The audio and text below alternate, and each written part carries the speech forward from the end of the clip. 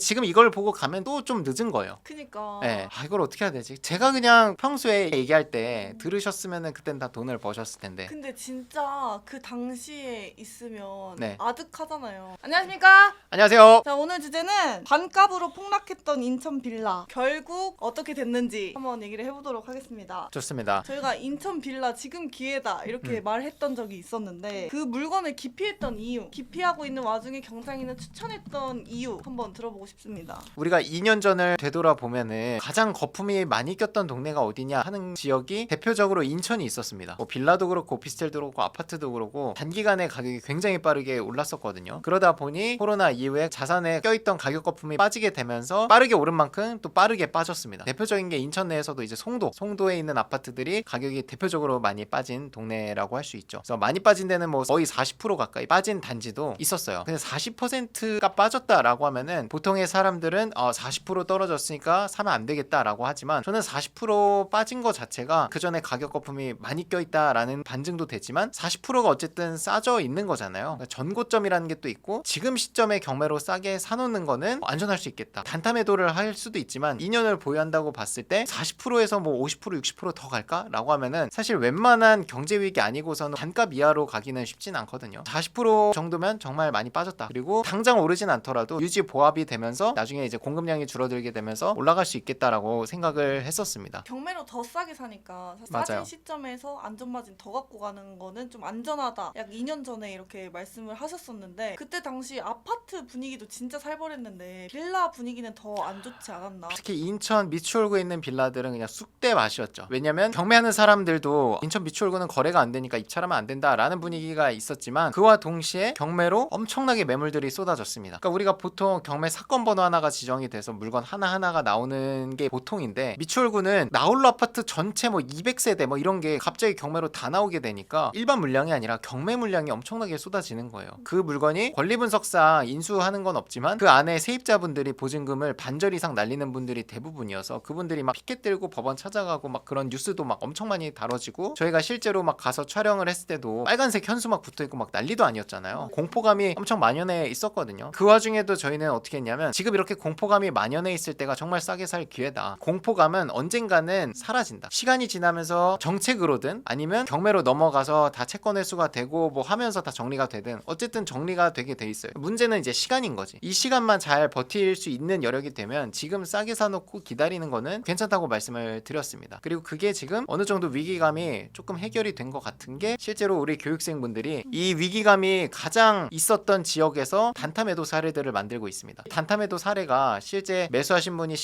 실거주자분이었거든요. 이런 사례 하나하나가 그 지역이 조금씩 살아나고 있다는 반증이라고 생각을 합니다. 특히나 경매는 시장 분위기의 선제적 시그널을 갖고 있다고 하잖아요. 경매로 싸게 받아서 단타로 정말 적정 가격에 매도를 했다라는 거는 실수요자도 있다는 거고 경매로 지금도 사실 많이 나오고는 있지만 예전보다는 사실 물건이 많이 줄어드는 게 사실이에요. 그런 점에서는 아직까지 기회는 있지만 1년 전에 받은 사람들은 정말 싸게 받아 놓은 거죠. 그때 당시에 인천 빌라 얼마나 싸게 받아갔었는지 지금이랑 비교를 한번 해본다면 지금도 분위기가 막 엄청 좋지는 않지만 그래도 지금도 한 15에서 20% 정도는 싸게 받을 수 있는 것 같아요. 근데 그 당시에는 15에서 20이 아니라 25에서 30% 정도 싸게 받았던 것 같아요. 이 차이가 뭐냐, 한 10% 정도의 차이는 저는 공포감이라고 생각을 합니다. 물론 지금도 공포감이 있지만 그때의 공포감과는 비교할 수가 없거든요. 맞아요. 네. 그때 진짜 살벌했어.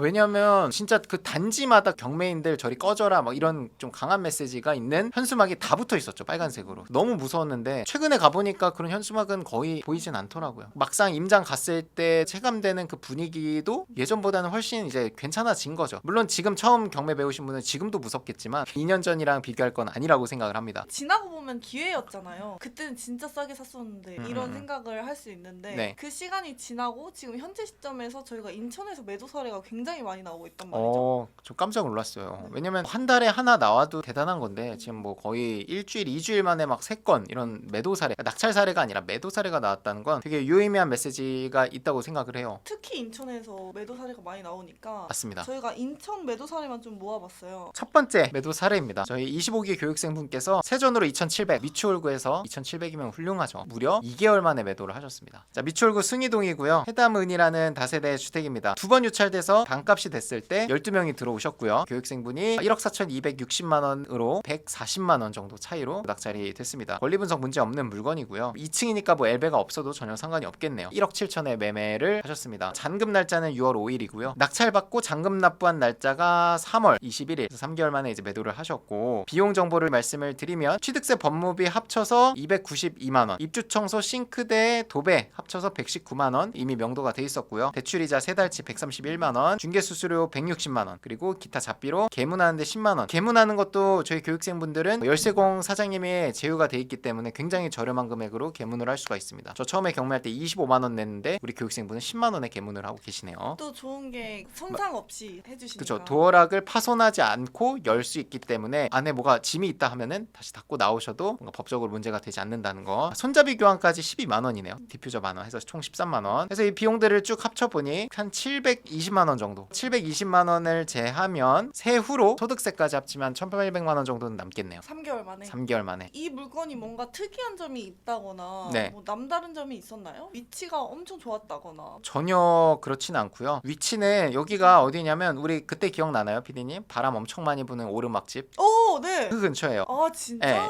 제물포역에서 빌라들이 엄청 밀집되어 있는 동네거든요. 그 오르막쯤인 것 같은데 거기에 있는 위치고 전혀 특별한 게 없는 위치예요. 거기 빌라밖에 없습니다. 버스 정류장 가려고 해도 한 걸어서 한 5분 정도 내려가야 되고 제물포 시장이 한 5분 내에 있기는 하겠네요. 특수한 건 전혀 없고 제가 사진으로 한번 볼게요. 혹시 특수한 게 있는지. 아까 교육하면서도 알게 된 사실인데 우리 교육생분들이 낙찰받고 매도하는 것 중에 역세권이고 위치가 엄청 좋은 데는 잘 없어요. 왜 없는 줄 아세요? 그런 데가 안 팔려서가 아니라 애초에 그런 데를 못 봤기 때문입니다. 이 얘기를 하고 되게 공감 많이 하셨거든요. 애초에 그런 위치가 너무 좋은 데는 너무 세게 입찰을 하기 때문에 차익을 만들 수가 없어요. 우리가 수업 시간에 배우는 대로 조사했을 때 뭐 예를 들면 30% 40% 반영을 하는데 그 가격에 절대 못 받아요. 그래서 낙찰 사례들도 보면 여기랑 떨어져 있고 이렇게 그냥 다른 물건들과 크게 다르지 않는 위치에 있어요. 중요한 포인트는 그런 위치에 있는 것도 가격이 저렴하면 팔린다라는 게 가장 중요한 포인트겠죠. 위치가 좋은 거를 찾을 필요가 없다는 겁니다. 경매는 특히나. 그래서 이 물건은 사진상으로 보면 흔하게 볼 수 있는 다세대 주택이고요. 이렇게 벽돌조로 돼 있고 첫인상은 그냥 깨끗합니다. 요즘 트렌드에 맞는 약간 그레이 블랙 계톤으로 세련되게 돼 있고 주차 공간도 이렇게 좀 오르막 경사 부분에 좀 주차할 수 있는 공간들이 있어요. 필로티로. 일단 건물 자체가 관리가 상당히 잘 되는 걸로 보입니다. 물론 이런 것도 사진으로 보고 그냥 확정을 지으면 안 되고 반드시 눈으로 가서 봐야겠죠. 우리 교육생도 그렇게 보고 입찰을 하신 거고.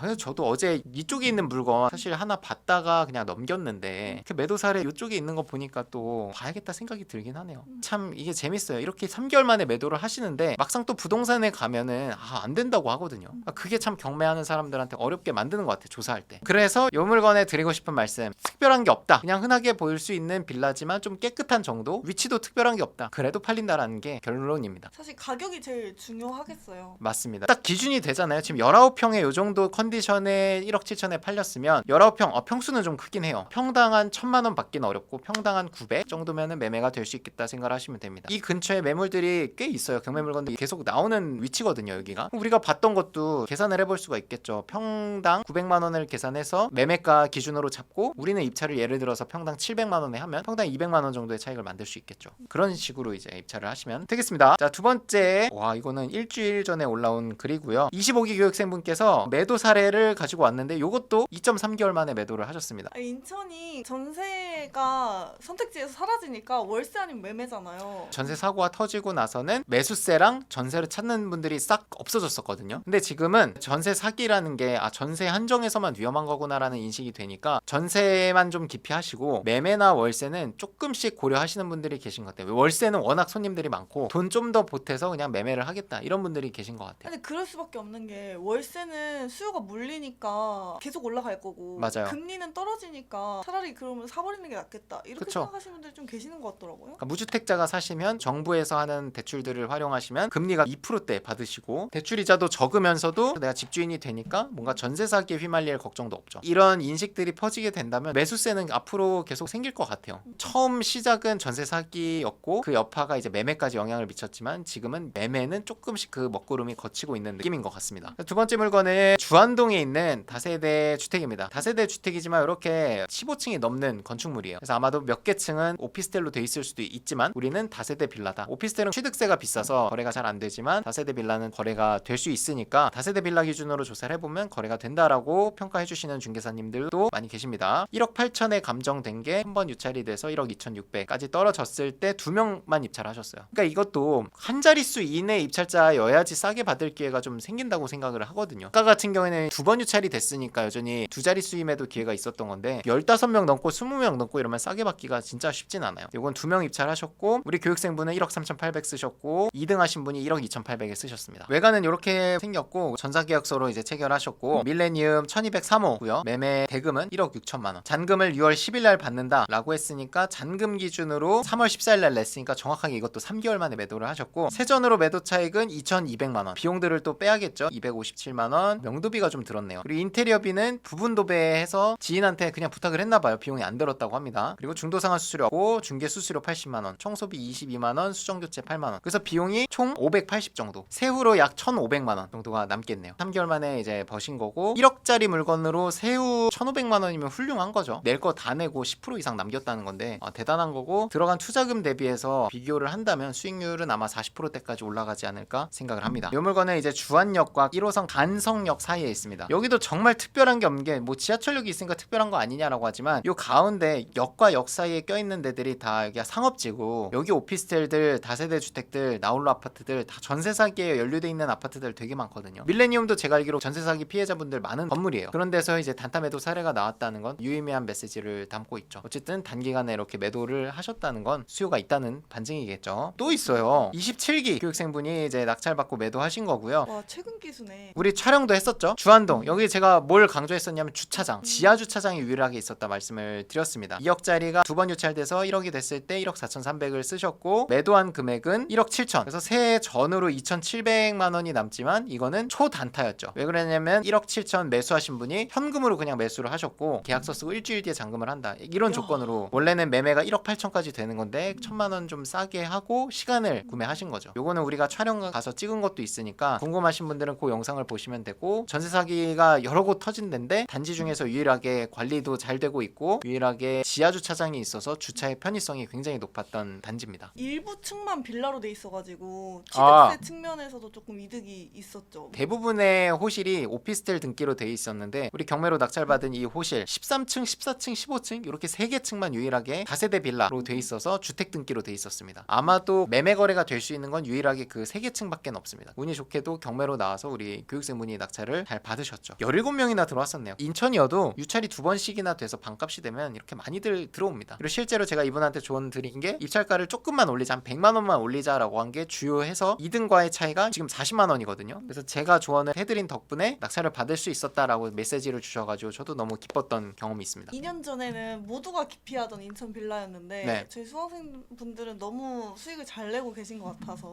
맞습니다. 저는 2년 전부터 이제 경매를 했던 사람으로서 신기하다 이런 생각이 드는 것 같아요. 그쵸. 저 잘하죠. 조금 믿을만한가 보다. 네. 요새 맞아. 조금 믿음이 쌓이고 있다. 저도 하락장과 상승장을 다 겪었고 뭐 전세 사고도 겪었고 실제 역전세를 저도 맞아가지고 돌려드린 적도 있고 이걸 다 경험하다 보니까 이제 이런 프로세스들이 보이는 거예요. 그렇게 사고가 나면 또 공급이 중단되고 그러면 새 집이 없다 보니까 또 앞으로 전세가가 올라갈 수 있는 거고 올라간 전세가가 또 매매가를 올릴 수 있는 거고 이게 보이기 때문에 저한테 이제 배우시는 분들은 저를 좀 믿어주시거나 최대한 이제 공포감을 없애드리긴 하지만 저를 좀만 믿어주신 분들은 다 돈을 벌어 가시는 것 같아요. 결국 앞으로는 매매가 이제 또 사례들도 나왔고 하니까 많이 입찰에 참여하실 것 같아요. 지금 이걸 보고 가면 또 좀 늦은 거예요. 그니까. 네. 이걸 어떻게 해야 되지? 제가 그냥 평소에 얘기할 때 들으셨으면은 그땐 다 돈을 버셨을 텐데. 근데 진짜 그 당시에 있으면 네. 아득하잖아요. 그러니까 오르면 아득하죠. 더 오를 것 같고 떨어지면 더 떨어질 것 같고 그 공포감이 알면서도 그렇게 되는 것 같아요. 그 공포감을 없앤다기보다 내가 지식적으로 배워서 아니면 그런 걸 과거에 경험했던 사람의 조언을 구해서 그걸 이겨내고 공포감이 나한테만 있는 게 아니라 다 공포감이 있거든요. 근데 공포감이 있을 때 투자라는 걸 해야 돈을 버는 거를 좀 잘 아시고 그걸 이제 좀 활용하셨으면 좋겠어요.